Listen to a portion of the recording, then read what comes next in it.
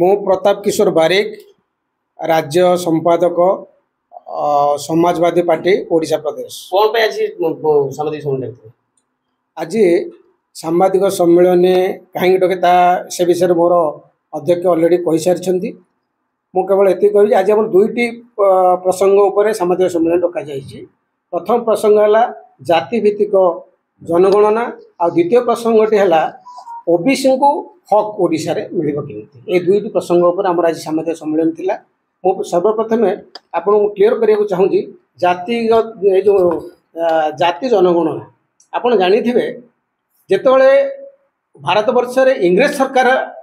चलीथिला से समय जातिभित्तिक जनगणना होइथिला। मु से इंग्रेज सरकार को मत धन्यवाद देबाक चाहिबी। 1933 मसीह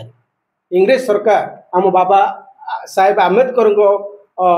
जुक्ति अनुसार इंग्रेज सरकार जातिभित्तिक जनगणना करथिले। तापर आम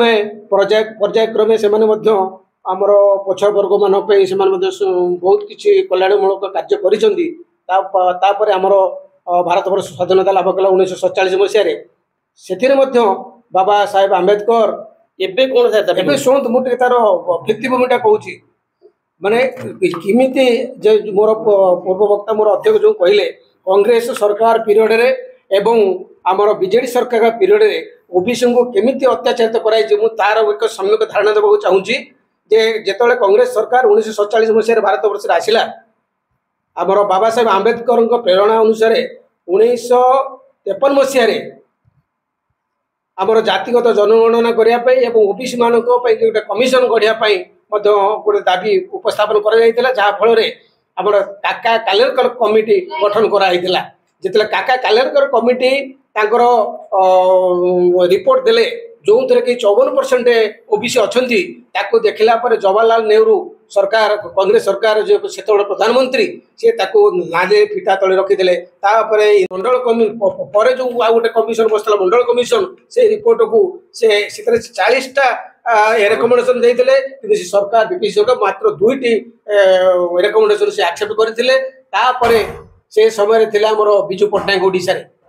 अरे आज कौन माने आप आज शुणु आज से जो भूल कर विजु बाबू से भूल को सुधारे आज आम संग्राम आप जानिथिबे भारत वर्ष सब राज्य में ओबीसी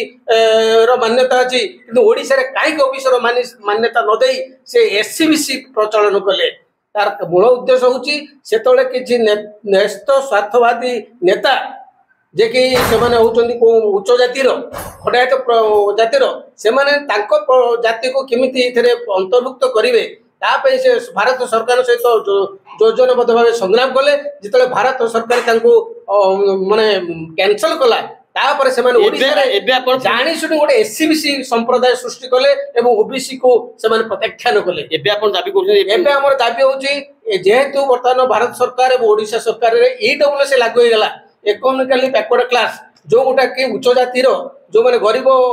निसहाय से गोटे 10% लागू हो सारे तेणु आउ एससीबीसी यथार्थता ना तेणु आम सरकार को सूचई देवा चाहूँ आपण माध्यम तेणु जेहेतु ईडब्ल्यूएस लागू हो बर्तमान एससीबीसी को खत्म करा ओडिशा रे ओबीसी रिजर्वेशन लागू करा।